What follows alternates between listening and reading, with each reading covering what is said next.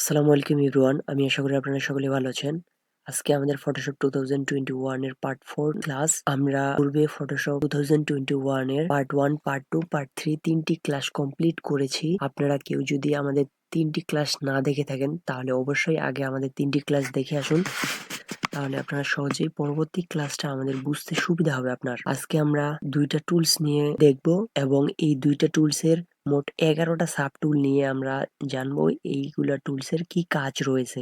চলুন তাহলে ভিডিওটি শুরু করা যাক। ভিডিওটি শুরু করার আগে আমাদের চ্যানেলের নতুন সাবস্ক্রাইবার হয়ে থাকলে ভিডিওটিতে অবশ্যই একটা লাইক দিবেন, কমেন্ট করে জানাবেন ভিডিওটি আপনার কেমন লেগেছে।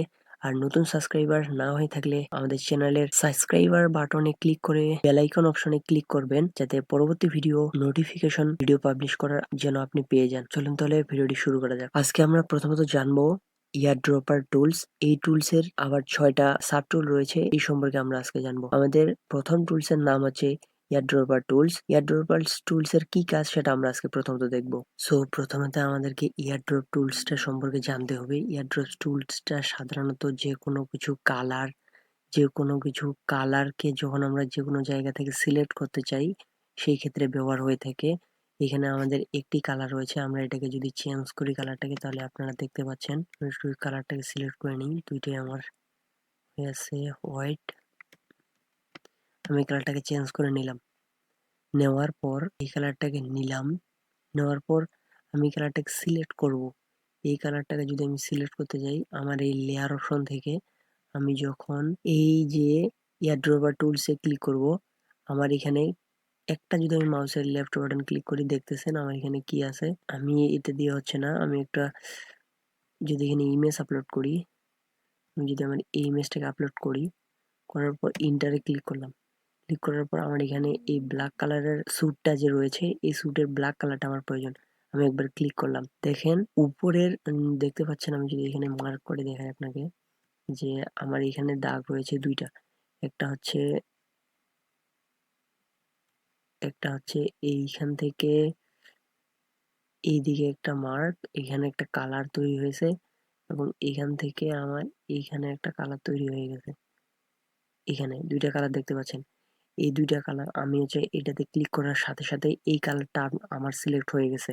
এই সাধারণত এই কাজে ব্যবহার হয়। আমি এখানে সিলেক্ট করে নিলাম কালারটা, অথবা আমি যদি যে আরেকবার দেওয়ার জন্য, আপনি দেখতে পাচ্ছেন ফুল এখন হচ্ছে আমার এই শেপটা পুরোটাই আমার ব্ল্যাক কালারে নিয়ে নিছে। এখন আমি এইটা নেব না, এইটা নিব। দেখেন এটা নিলাম, পুরোটাই হয়ে গেছে।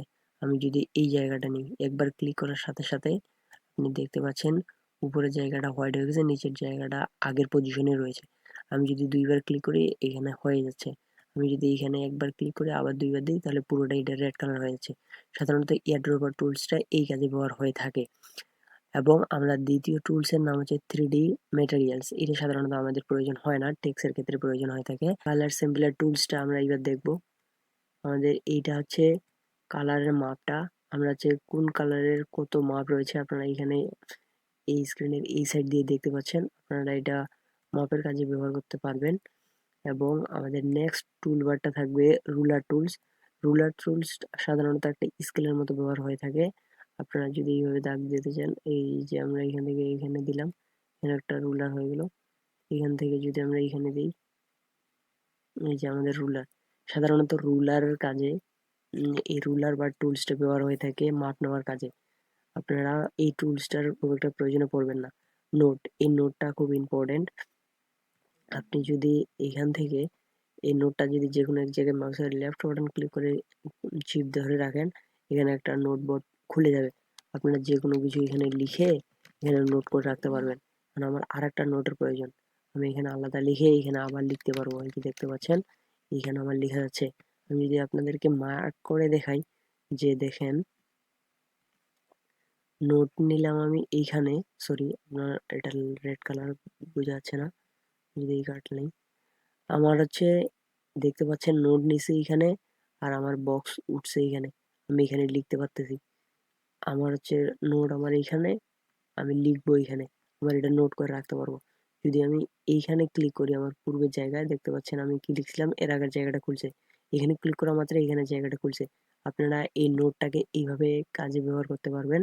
এবং আমাদের এটা আছে কাউন্ট টুলস, এখানে হচ্ছে কাউন্ট করতে পারবে 1 2, যেখানে ক্লিক করবেন 3 4 5।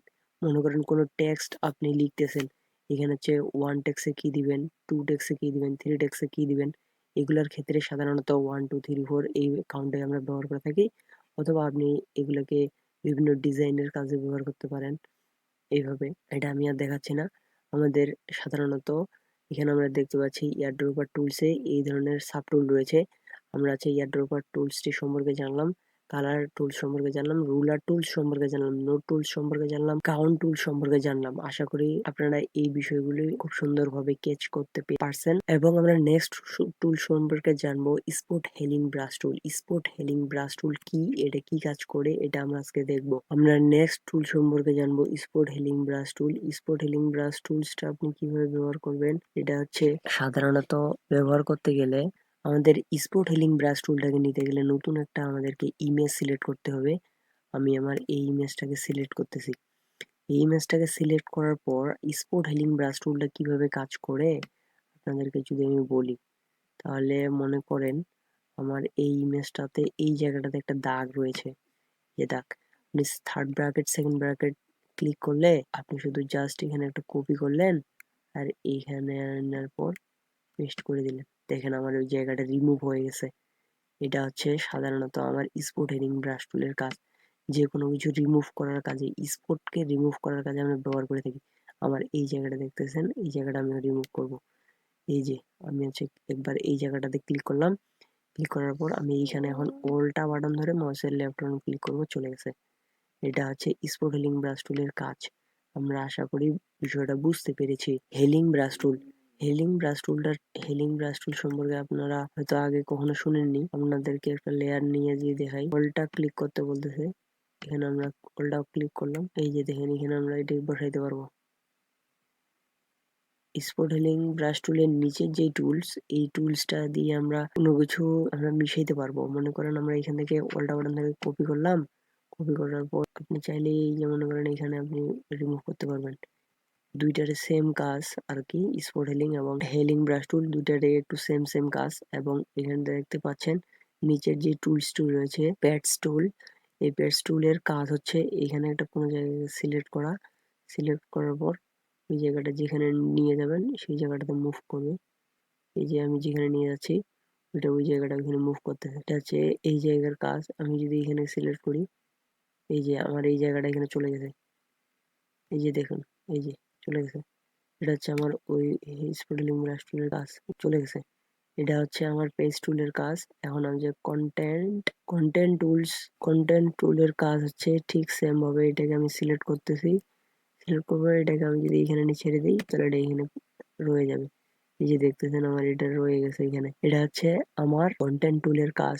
এবং রিড ইয়ার্স, এটা হচ্ছে চোখের কাজ করবে একটা, এখানে আমরা নিলাম। এই টুলসটা আমাদের বেশি প্রয়োজন হয় না, আমরা এই টুল সম্পর্কে পরবর্তীতে জানবো। আমরা আজকে তাহলে এই দুইটা টুল সম্পর্কে জানলাম। আমরা জানলাম আজকে এয়ারড্রপার টুলস এবং spot healing brush tool. Spot healing brush টুলের 3টি সাব টুল সম্পর্কে জানলাম এবং এয়ারড্রপার টুলসের 5টি সাব টুল সম্পর্কে জানলাম। আমরা নেক্সট ভিডিওতে আমাদের পরবর্তী টুল সম্পর্কে জানবো। আশা করি ভিডিওটি আপনাদের ভালো লেগেছে। ভিডিওটি ভালো লেগে থাকলে একটা লাইক দিয়ে আমাদের পাশেই থাকবেন।